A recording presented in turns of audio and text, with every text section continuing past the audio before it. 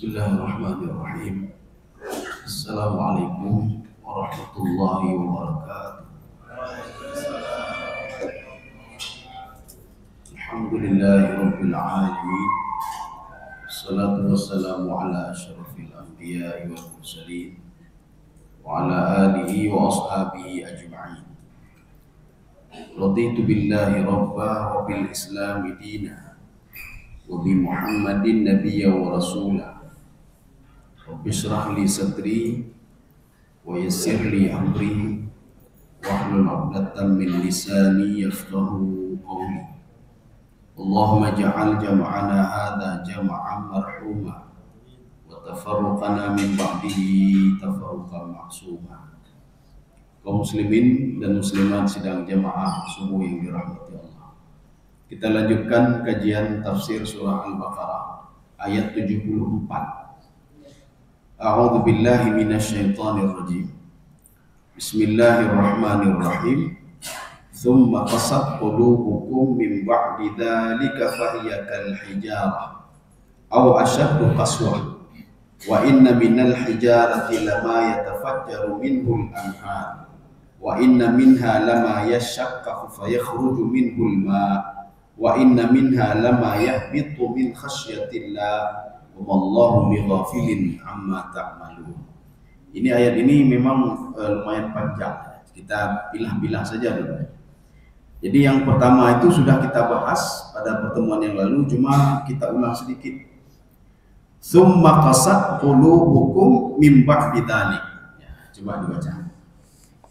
Kemudian setelah itu hatimu menjadi keras seperti batu. Iya. Hatimu menjadi keras seperti batu.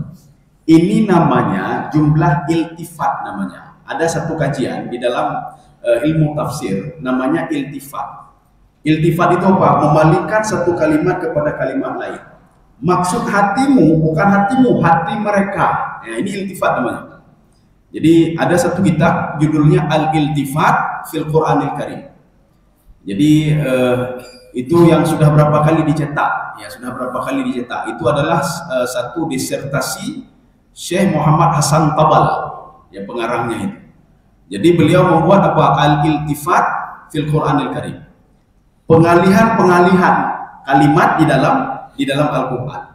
Jadi nanti di sini maksud kum ini siapa? Kamu, bukan kamu, mereka. Itu Bani Israel itu hatinya sudah kasat. Kasat itu apa? Keras hatinya. Nah, ini terjemahannya. Sekarang kita masuk ke dalam tafsirannya. Semua kita sudah membahas itu litartib wa tarahi, secara bertahap-tahap didakwahi oleh Nabi Musa alaihissalam, secara baik-baik sudah didakwahi, tetapi memang hatinya itu keras. Ya, ini makna kasat. Kalau di dalam tafsir lain, dalam tafsir Al-Baghawi, kasat itu apa? Khurujun minar rahmah walid. Hatinya sudah keluar dari rahmat Allah. Tidak ada lagi rahmat hati itu. Itu maksud kasat. Ada yang mengatakan kasat termasuk dalam tafsir Baitawi. Beliau mengatakan kasat itu apa? Salabah. Hatinya sudah keras. Makanya orang yang tidak berzikir kepada Allah hatinya keras. Itu seperti Imam tadi baca, fawailul lil qasiyati qulubuhum. Maka celakalah bagi orang-orang yang hatinya sudah keras. Kenapa kita cerita tentang hati? Di dalam kajian tasawuf, hati ini merupakan objek kajian. Ya, jadi hati objek kajian. Kenapa kita dilarang ngomongin orang lain? Supaya hati tenang. Kenapa kita tidak melihat maksiat? Supaya hati tenang. Kenapa kita tidak boleh mengambil punya orang lain? Supaya hati tenang. Semua ketenangan hati. Kenapa kita salat? Ketenangan hati. Kenapa kita menjauhi diri dari maksiat? Supaya hati tenang. Makanya hati ini sumber segalanya. Kalau hati sudah tenang, maka tangan juga tenang, kepala tenang, semua tenang. Maka kalau ada orang insomnia tidak bisa tidur, berarti hatinya bermasalah, bukan kepalanya bermasalah. Minum terus obat tidur, terlalu bermasalah dia. Paling-paling apa? Sekarang sedang minum itu tertidur, tidak ada lagi masalah. Waktu bangun tidur bermasalah lagi. Maka cara mengobatinya, obatilah hati itu. Jadi banyak cara mengobati hati, termasuk berzikir kepada Allah. Kita bersedekah, patuhi perintah Allah. Makanya Imam Al-Ghazali di dalam kitab beliau Ihya Ulumuddin, Beliau mengatakan al-qalbu mithlul malik, hati ini seperti raja. Kalau raja sudah marah, tangan akan marah juga. Maka ketika mata melihat maksiat itu refleksi daripada hati yang senang kepada maksiat. Ketika mulut ini ghibah orang lain, ngomongin orang lain, itu refleksi daripada perbuatan hati. Hati kita ini sudah tidak ini lagi, ya, makanya dia ghibah orang lain. Ketika hati ini tidak tenang, maka tangan ini mencuri punya orang lain. Ketika hati tidak tenang, maka dia makan haram. Maka bagaimana caranya? Tenangkan hati ini, semua akan tenang. Semua akan tenang. Makanya kalau tangan ini mencuri, kita berikan sanksi kepada tangan ini, besok mencuri lagi dia. Kalau mata ini lihat maksiat, kita berikan sanksi kepada mata, maka besok akan buat lagi dia. Nyoronya kalian mati. Ini kalau lihat sekali lagi, kamu harus begini-begini. Besok buat lagi dia. Tapi kalau yang kita berikan sanksi kepada hati, ya, maka dia akan tunduk dan patuh. Kenapa? Karena hati sudah tunduk, mata juga akan tunduk. Karena dia ini sebagai bawahannya, apapun perintah raja akan dia lakukan. Tetapi kalau hati sudah rusak, maka lain rusak semua. Maka orang yang sering lihat maksiat itu sudah rusak hatinya. Orang sering ambil punya orang lain sudah rusak hatinya. Orang yang sering tinggal salat, tinggal perintah Allah, tidak mau puasa, hatinya sudah bermasalah. Maka orang seperti ini, hatinya dulu yang kita perbaiki. Sudah perbaiki hati, semua akan baik. Kaum muslimin sedang jamaah yang dirahmati Allah Subhanahu wa taala. Itu makna tsumma qasat qulubukum. Jadi maka dalam ayat tadi dikatakan, celakalah orang-orang yang keras hatinya dari berzikir kepada Allah. Kalau sudah berzikir sudah susah, maka jangan pernah harap hatinya bisa tenang. Karena Allah mengatakan di dalam Al-Quran, ala bidzikrillahi tatma'innal qulub. Dengan berzikir kepada Allah, hati ini menjadi tenang. Bagaimana berzikir? Termasuk kita zikir lisan. Subhanallah, alhamdulillah, wa la ilaha illallah. Akan membantu hati itu tenang. Atau zikir qalb, zikir hati. Bagaimana zikir hati? Bersabarlah, qanaahlah, tawadhu'lah, jangan riya dalam ibadah, jangan sum'ah, jangan takabur. Jadi ini apa namanya? Karena ini penyakit hati. Ya. Jadi bisa juga dengan bersedekah. Kita bersedekah menenangkan jiwa. Kita salat menenangkan jiwa. Jadi bukan zikir lisan saja, tidak. Salat kan zikir juga. Kenapa? Karena di dalam pertama dari takbir sampai terakhir semua berisi zikir-zikir pada Allah Subhanahu wa taala. Makanya kalau ingin menjauhi maksiat, pertama ini dulu kita perbaiki hati dulu. Ya, hati dulu perbaiki. Kaum muslimin sedang jamaah dirahmati Allah. Kalau hati sudah rusak, maka jangan pernah harap yang lain itu bisa berbuat baik. Ini makna tsumma qasat qulubukum mim ba'di dzalika. Jadi kalimatnya panjang, mim ba'di dzalika. Nanti orang Arab suka meringkas menjadi apa? Ba'du itu apa? Ba'da dzalika. Makanya Imam Khatib ketika khutbah Jumat, amma Ba'du tidak ada dalam bahasa Arab, tetapi itu adalah sebuah kalimat panjang yang diringkas. Amma ba'da dzalika. Ya, nih Pak. Ini begitu juga ini. Mim ba'di dzalika. Dzalika apa? Dzalika pesan-pesan Nabi Musa. Kemudian apa? Kejadian yang terjadi pada masa Nabi Musa yang dilihat oleh Bani Israel. Tetapi tidak menjadi pelajaran bagi mereka. Mayat yang sudah mati dia bangkit kembali, padahal setelah 40 tahun dia mati. Tapi dia bisa bangkit kembali, yang kita ceritakan pada pertemuan yang lalu. Tidak bisa juga menjadi obat bagi mereka. Cuma kasat dulu. Kita selama ini setelah lelah dari kantor, lelah dari bekerja, selalu ingin mengatakan saya ingin mencari ketenangan jiwa. Kapan? Hari Sabtu dan Ahad. Mau kemana pergi? Pokoknya mau pergi ke luar daerah untuk menenangkan jiwa. Maka dijawab oleh Allah, ketenangan jiwa nggak akan kamu dapat. Kecuali apa? Ala bidzikrillah. Cuma dengan berzikir kamu tenang jiwa. Jadi makanya kalau kita pergi kemanapun, ini ambil cuti untuk apa? Menenangkan jiwa selama 1 minggu. Jak gede. Ya. Ada seorang setelah pensiun hanya mau ada coba ngomong ya, karena penuh jabatan-jabatan sebelumnya. Akhirnya apa? Beliau ngomong ke saya ini mau putar-putar Sumatera ini. Kenapa? Saya sudah pusing jabatan, tak ada lagi apa-apa, tak ada lagi. Akhirnya putar-putar Sumatera selama 1 bulan. Sampai ke rumah saya udah tenang jiwa Bapak? Belum tenang juga. Nggak tenang Bapak. Makanya saya bilang ketenangan jiwa itu bukan mutar-mutar Pak. Bapak tetap tidak tenang jiwa Bapak. Jadi ketenangan jiwa itu Bapak ambil wudhu, Bapak salat. Ambil wudhu salat, duduk berzikir. Paling enggak sambil menunggu ini pensiun kajilah. Ini pensiun dari Allah yang belum lewat. Di pensiun, nggak ada lagi salat, nggak ada lagi ibadah, nggak ada lagi. Kalau dulu kantor nggak ada lagi, lumayan. Kalau ini salat tidak ada lagi, semua tidak ada lagi, meninggal dunia. Pensiun. Ini yang kita tunggu-tunggu. Ya. Pensiun itu sudah. Ini pensiun atau ya, Pak. Kita tunggu, kita tidak pernah lagi hidup sama keluarga kita, nggak ada lagi. Kalau kita tinggal 5 orang, kita istri dan anak 3, siap-siap hilang satu-satu. Siap-siap hilang satu-satu. Apakah hilang kita duluan? Atau hilang istri kita? Atau hilang salah satu anak kita? Kita senang tidak senang, kita akan mengalami masa itu. Ini udah kem-kem, 5-5 udah kem-kem. Tengok gak ada hal apa. Di kem-kem lah gak ada hal apa. Harus siap-siap untuk menghadapi itu. Sebagaimana seorang siap-siap menghadapi pensiun. Pasti pensiun dia. Umur 58, umur 60, atau umur 65. Siap-siap pensiun. Saya tidak mau pensiun, tetap pensiun Cid. Kenapa? Sudah waktunya. Saya tidak senang dengan kematian, tetap datang juga. Saya senang dengan kematian, datang juga. Jadi senang tidak senang, datang juga. Senang tidak senang dengan pensiun, datang juga. Ini makna thumma qasat qulubukum min ba'di dzalik. Ayat ini kalau kita bawa ke dalam tafsir kekinian, artinya apa? Jangan sampai kita setiap hari baca Quran, setiap hari juga buat maksiat. Setiap hari kita salat, setiap hari juga buat maksiat. Setiap hari kita baca Quran, kita baca hadis. Setiap hari kita bersedekah, tapi maksiat juga setiap hari kita lakukan. Ini tidak jauh beda dengan Bani Israil. Setiap hari diberikan nasihat oleh Nabi Musa alaihissalam. Bahkan dinampakkan langsung di depan mereka bagaimana Allah menghidupkan orang mati. Tapi tidak jadi pelajaran juga. Ya, jangan sampai seperti Bani Israil. Jadi kita menyikapi ayat ini, jangan menyikapinya apa? Itu kan untuk Bani Israil, bukan untuk kita. Ayat ini Quran bukan untuk Bani Israel, ada lagi Bani Israel. Mana ada Bani Israel? Ini untuk umat Muhammad SAW, rahmatan lil alamin. Makanya contoh-contoh dulu untuk pelajaran bagi umat Muhammad SAW. Jangan jadi seperti Bani Israel yang mereka itu diangkat-angkat, diagungkan oleh Allah Subhanahu wa taala di dalam Al-Qur'an. Wa inni faddaltukum 'alal alamin. Tapi setelah itu apa? Mereka dihina oleh Allah Subhanahu wa taala. Gara-gara apa? Tidak menjadi pelajaran. Yang diberikan nasihat oleh Nabi Musa tidak menjadi pelajaran. Nasihat oleh Nabi Isa tidak menjadi pelajaran. Kita begitu juga, jangan bangga dengan status untung khaira umatin. Kami sebaik umat, tapi maksiat buat terus.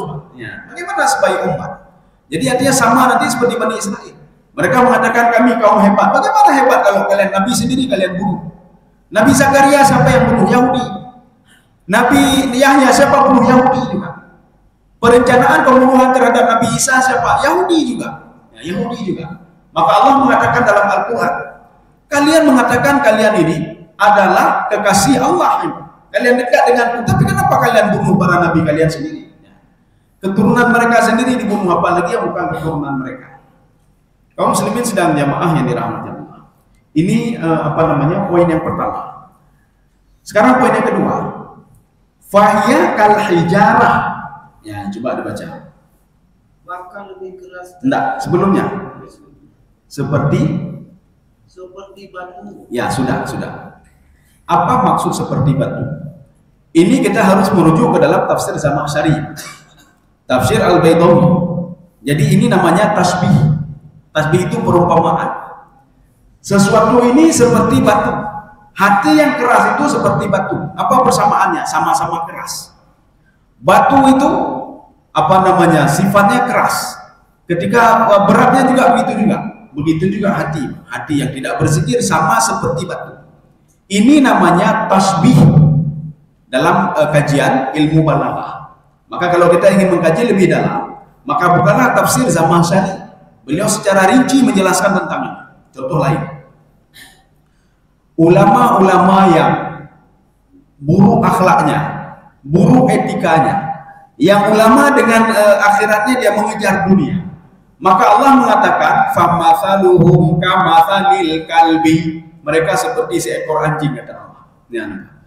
Bagaimana seekor anjing? In tahmil alaihi yalhath au tatrukhu yalhath. Ketika mereka itu tidak diberikan makan, tetap menjulurkan lidah minta lagi. Ada lagi. Ini Allah umpamakan apa? Ulama berakai, ulama yang tidak punya etika dan akhlak. Dia menjadikan akhiratnya untuk mengejar dunia. Maka Allah katakan, famathaluhum kamathalil kalbi, mereka seperti seekor anjing.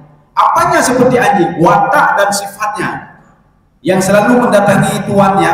Anjing itu ketika sudah diberikan makan datang lagi dia. Nalom Pak. Kalau tidak diberikan, intatrukhu alaihi. Ketika tidak diberikan makan lagi, dia menjulurkan lidah. Ada lagi untuk saya, ada lagi jatah saya. Jadi ini ulama su. Ini namanya tasbih namanya. Ya, tasbih, perumpamaan. Artinya apa? Perumpamaan ulama yang bobrok akhlaknya seperti seekor anjing, yang seekor anjing itu tidak mau tahu dia. Siapapun yang memberi makan kepada dia itu adalah tuannya. Termasuk pencuri. Maka dia tidak bisa membedakan mana pencuri, mana orang baik. Yang jelas siapa yang memberikan makan kepada dia itu orang paling baik sama dia. Walaupun yang memberi makan adalah seorang pencuri. Kaum muslimin sedang jemaah yang dirahmati Allah. Ini namanya tasbih, perumpamaan. Atau Allah mengumpamakan dalam Al-Quran, ada binatang-binatang dalam Al-Quran ini. Jadi nanti binatang-binatang yang Allah sebutkan dalam Al-Quran, salah satunya apa? Himar. Himar itu keledai. Keledai bagaimana? Bani Israel yang dia bangga dengan kitabnya Taurat, dia bangga, kami diturunkan Taurat kepada kami pada Nabi Musa alaihissalam, kami adalah umat yang terbaik, wa inni faddaltukum 'alal alamin. Tetapi apa? Mereka tidak mengamalkan, mereka tidak membaca, mengamalkan isi Taurat. Itu tidak jauh beda, kata Allah, kal himari yahmilu asfara, seperti seekor keledai. Lagi keledai. Keledai itu identik dengan dungu. Dungu itu bodoh. Bodoh kenapa bodoh?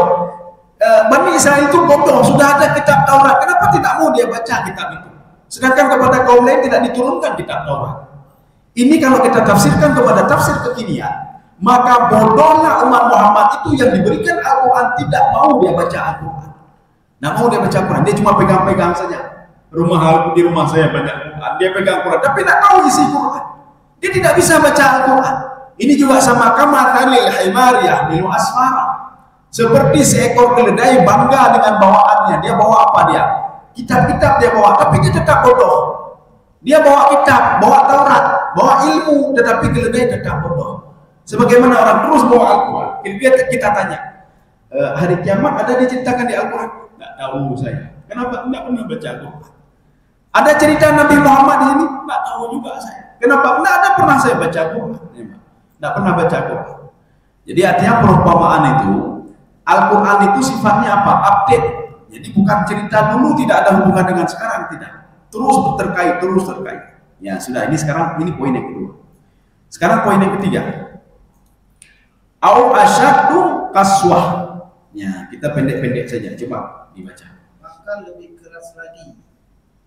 Ya, ini kalimatnya masih ada yang hilang di situ. Bahkan lebih keras dari batu. Ya, nih Pak. Ini ada beberapa pemahaman. Bahkan lebih keras dari batu. Hati manusia itu seperti batu, keruh. Bahkan lebih keras dari batu lagi, Pak. Ya, kan batai, bahkan lebih keruh dari batai. Hati itu lebih keras dari batu. Artinya apa? Kalau batu itu kita lempar dia pecah, ini hati ini enggak, tetap dia keras batu. Tafsir pertama. Tafsir yang kedua, yang lebih keras dari batu itu hadid. Yang hadid itu besi. Jadi makanya apa? Hati mereka lebih keras daripada besi, dari besar, lebih keras dari besar. Makanya Allah Subhanahu wa taala dalam Al-Qur'an mengatakan, kalau kalian tidak mau, kalian sudah syirik kepadaku, kalian tidak mau mendengarku, enggak apa-apa. Kunu hijaratan aw hadida. Jadi batu saja dan jadi besi saja emang. Artinya apa? Dia ambil terus seperti itu. Kalian terus musyrik terus. Jadilah seperti batu saja kalau demikian kata Allah. Atau jadilah seperti besi saja. Tetapi ini dijelaskan di sini. Walau itu batu itu, walaupun dia batu, ada manfaat. Besi ada manfaat. Tapi hati manusia yang keras tidak ada manfaat. Yang pertama rugi sendiri dia rugi sendiri. Maka orang yang ria sifat dia rugi sendiri. Rugi dengan Allah, rugi dengan diri dia sendiri juga. Kenapa? Dia nanti akan terazab dengan sifat dia itu. Makanya yang membuat kita susah itu kita sendiri. Hari ini susah sekali kita sendiri yang membuat kita susah.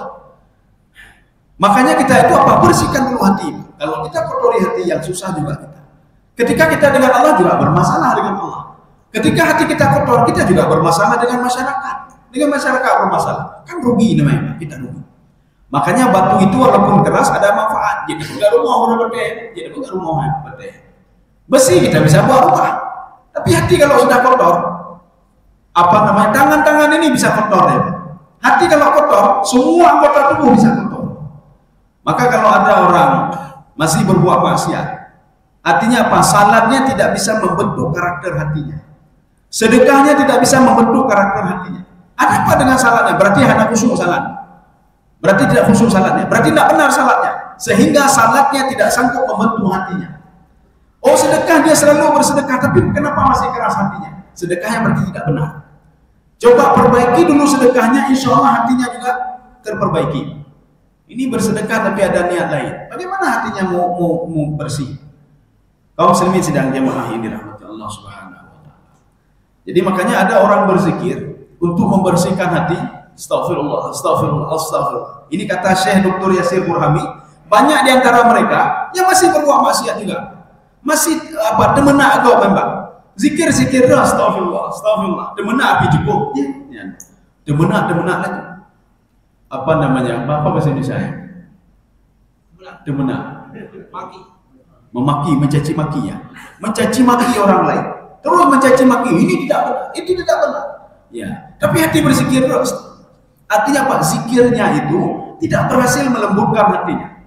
Kalau zikirnya tidak benar, berarti ada masalah dengan zikirnya. Ya, ada masalah.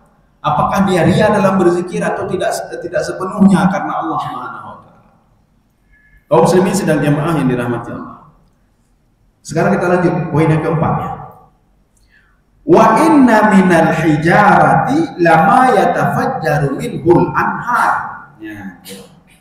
Padahal di antara batu-batu itu sungguh ada yang mengalir sungai-sungai daripadanya. Ya sudah. Dari batu itu ada mengalir sungai daripadanya. Apa maksudnya? Kalau hati kamu keras, tidak ada manfaat. Batu itu walaupun keras, coba lihat di gunung, keluar air dari batu itu, memberikan manfaat pada manusia. Walaupun keras batu itu, hati kamu walaupun keras, tidak ada manfaat apa-apa, bahkan mudarat memang. Artinya soket batengannya, lebih bagus batu lagi ada manfaat. Kita sudah hati berwakai kok, artinya apa? Tidak ada manfaat sama sekali. Tangan juga buah maksiat, seluruh anggota tubuh buah maksiat.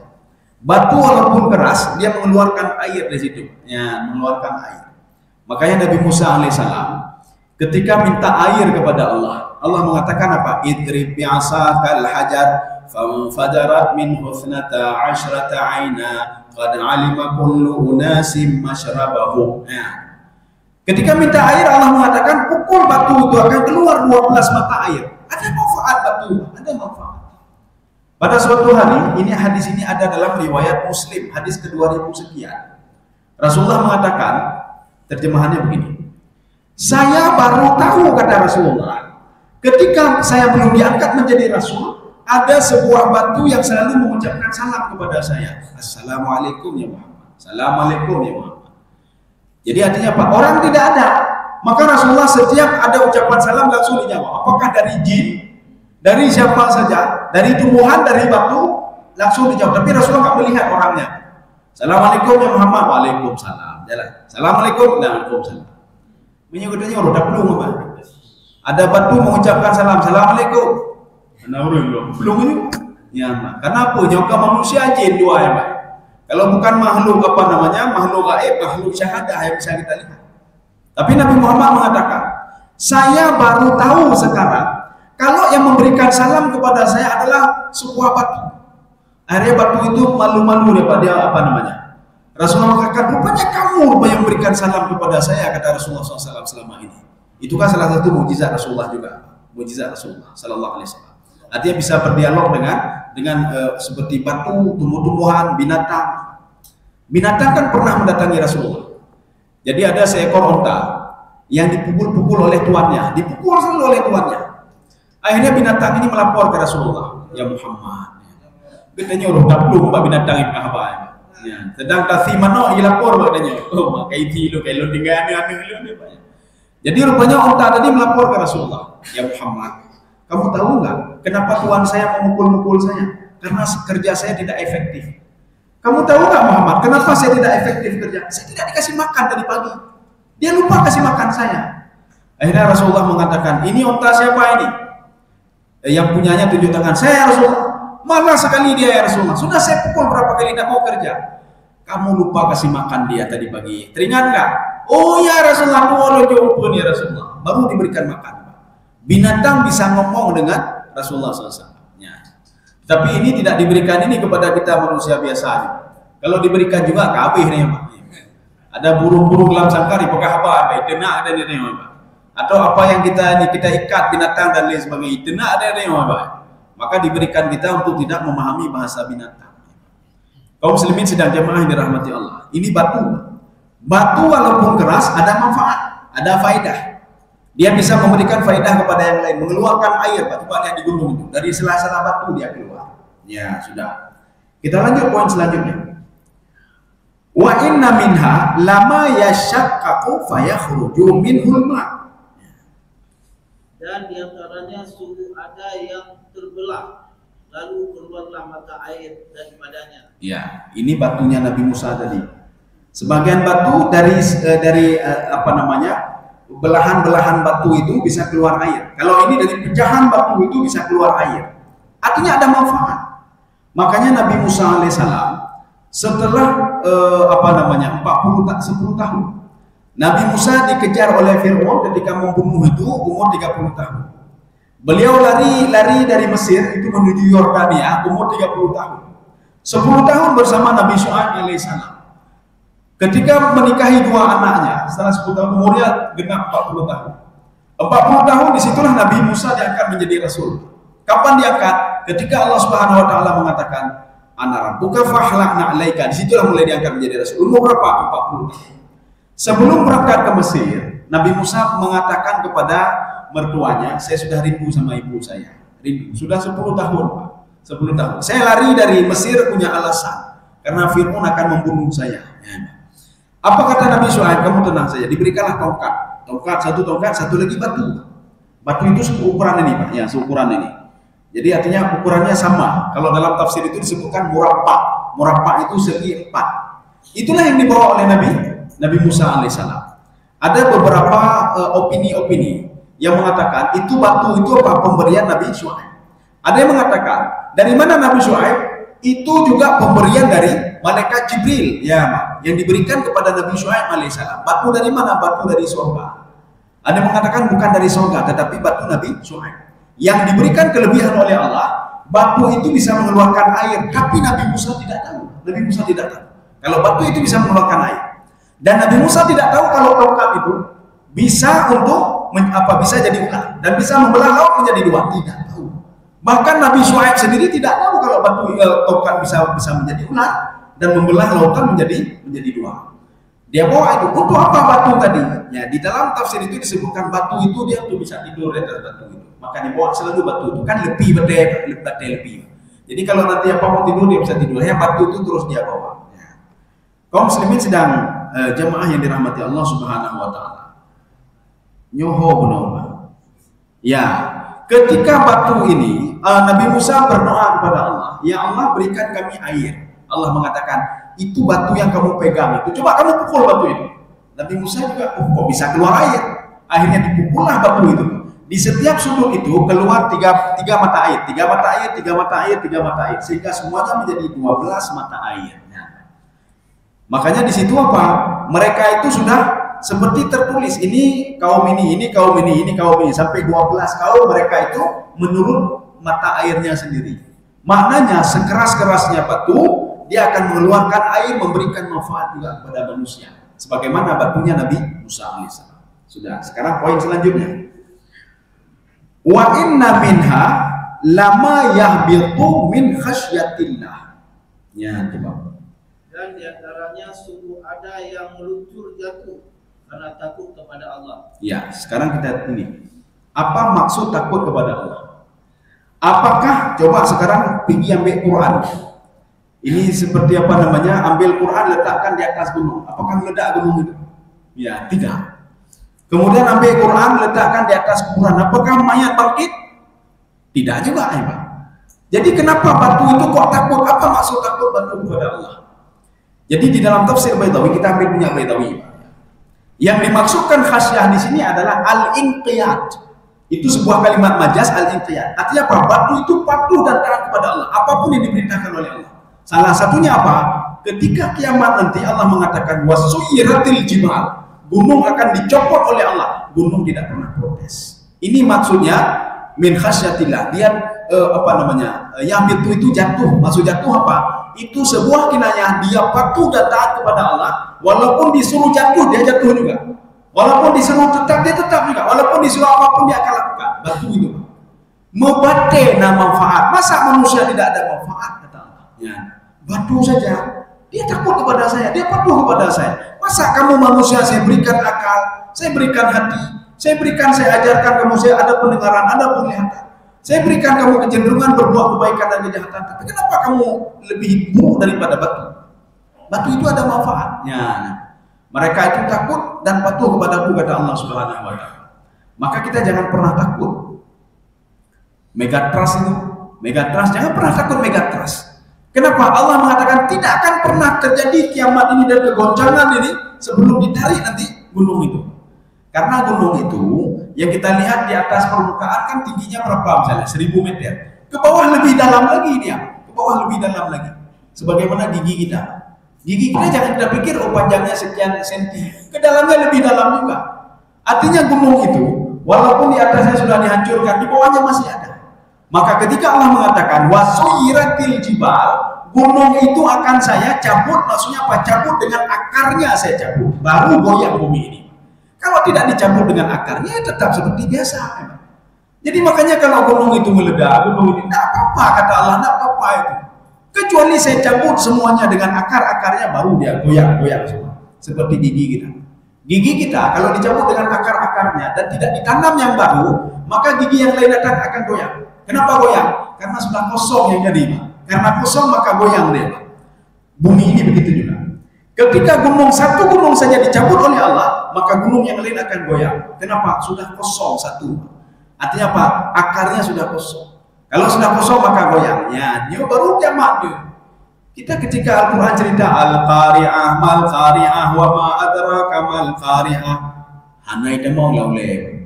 Tapi ketika orang barat mengatakan nanti ada megatrust, kita mau lauleh. Takutnya Pak. Ini kalau meledak bagaimana? Al-Quran sudah ceritakan kalau kiamat begini, takut pun tidak pernah takut. Hati-hati sama kematian. Kullu nafsin dha'iqatul. Tidak pernah menjadi bahan viral, trending, tidak pernah ya Pak. Tetapi ketika nanti megatrust viral, Pak, viral, hati-hati. Padahal Al-Quran mengatakan nanti kiamat itu terbang, gunung menduipo, tidak pernah terbayang oleh manusia nanti gunung terbang, tidak pernah takut dia pun. Ayo ya Pak. Ini maksud yahbitu min khasyatillah. Jadi khasyah itu maknanya apa? Kinayah an al-inqiyad. Contoh lain. Di dalam surah Ar-Rahman. Dalam surah Ar-Rahman Allah berfirman, wan najmu wasyajaru yasjudan. Ya, bintang wasyajaru dan pohon-pohon sujud. Ya, sujud. Apa maksud sujud? Kita ini salah paham nanti ini Lailatul Qadar.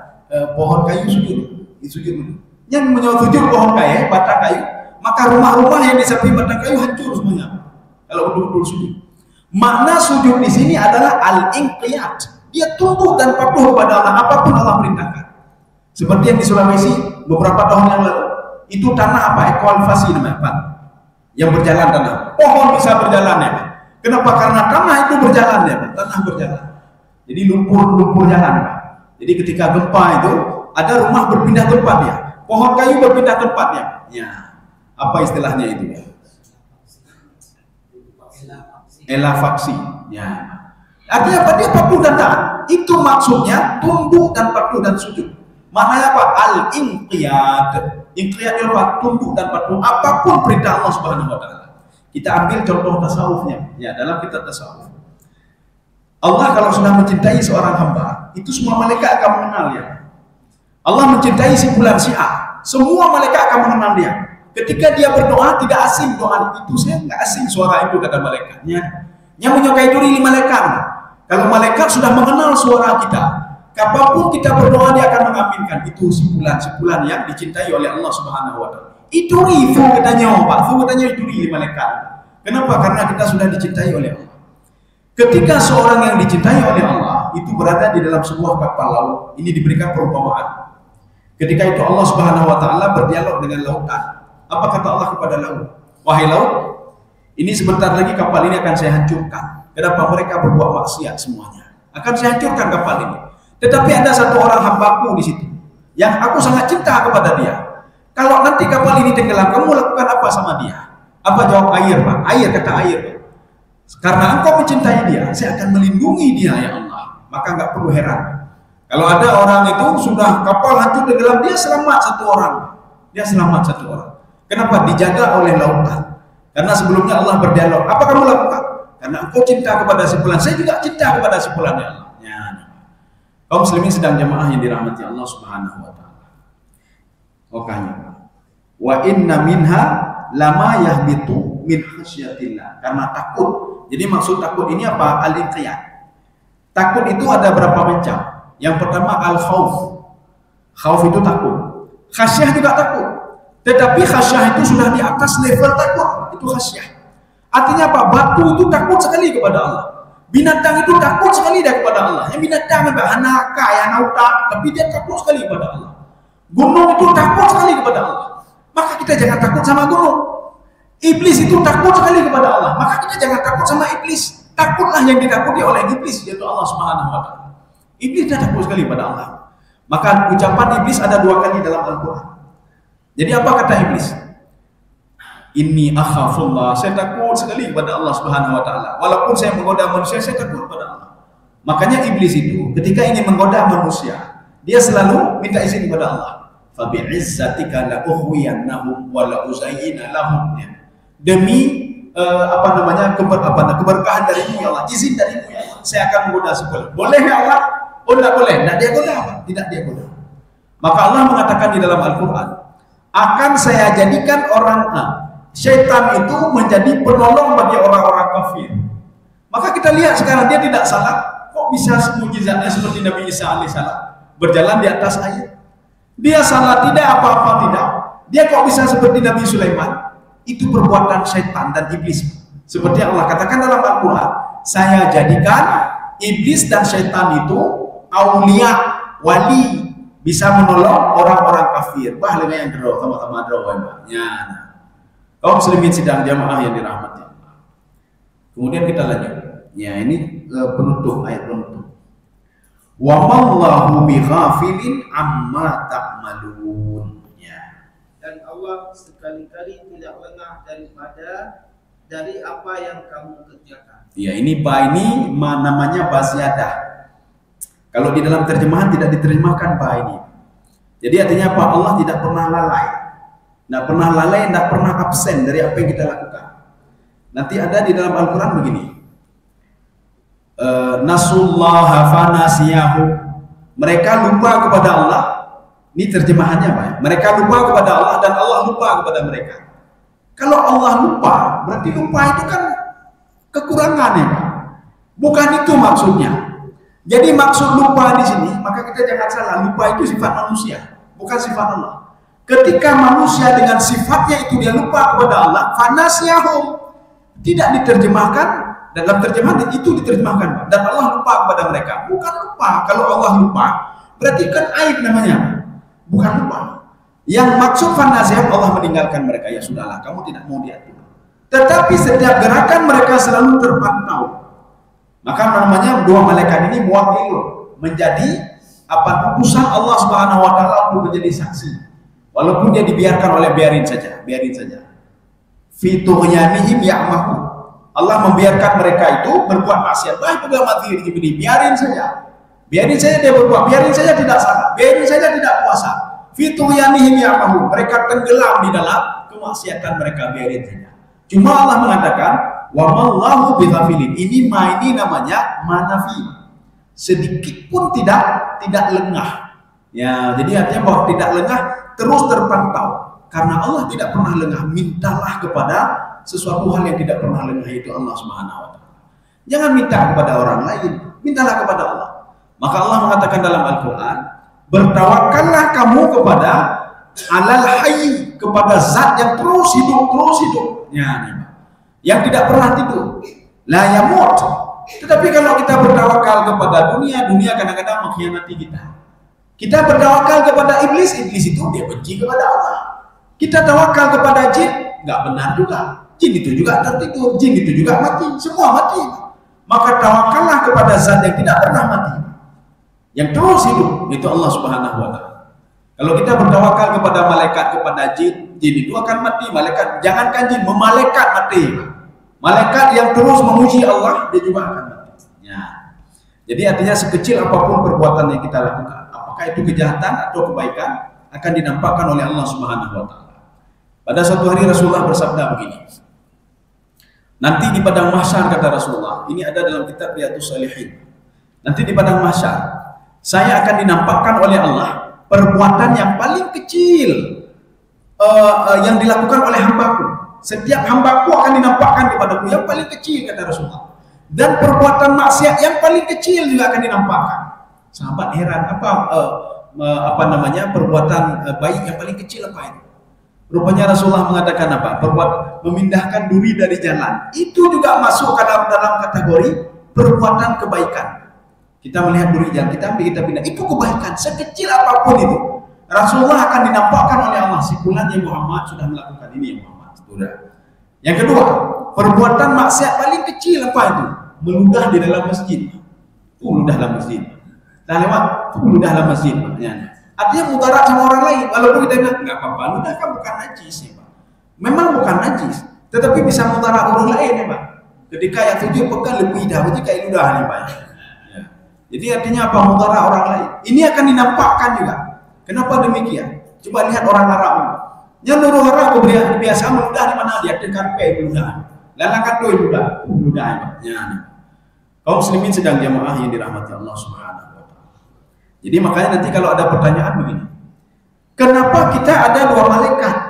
Apakah Allah tidak sanggup untuk mendeteksi kita? Padahal Allah sudah mengatakan, wa mallahu bighafilin amma ta'malun. Ini dua malaikat ini, tidak ada dua malaikat pun tidak apa-apa sebenarnya. Dua malaikat untuk apa? Sebagai saksi saja. Dan perlu kita ingat, tidak semua catatan dua malaikat ini diterima oleh Allah. Dan tidak semua kebaikan yang kita lakukan dicatat, tidak semuanya diterima. Dan tidak ada yang tertulis, tidak mesti yang tertulis. Ada yang belum ditulis oleh malaikat yang harus disuruh tulis oleh Allah Subhanahu wa Ta'ala. Mana buktinya? Ini dua malaikat ini akan menghadap Allah itu dua kali. Ini subuh, ini sudah menghadap. Ini sudah malaikat lain di samping kita. Di samping kita malaikat lain. Catatan masih kosong. Mungkin tidak kosong, ada 1 jam yang lalu mereka terus menulis. Nanti waktu asar, dua malaikat ini melapor kepada Allah. Ya Allah, si fulan sudah salat, dia salat subuh. Si fulan dia berzikir, si fulan baca Quran. Apa kata Allah? Ambil ibadah dia, lempar ke mukanya, kata Allah. Malaikat mengatakan, ya Allah, saya saksi dia itu baca Quran. Saya saksi kalau dia salat sunnah, dia salat duha. Apa kata Allah? Kamu tidak tahu isi hatinya apa. Hadza firaqu baini wa baini. Ini bedanya saya sama kamu. Kamu apa yang kamu lihat mencatat. Tapi kamu tidak tahu dia baca Quran untuk siapa. Bukan untuk saya dia baca Quran, bukan gara-gara saya dia baca Quran. Bukan karena saya dia baca Quran.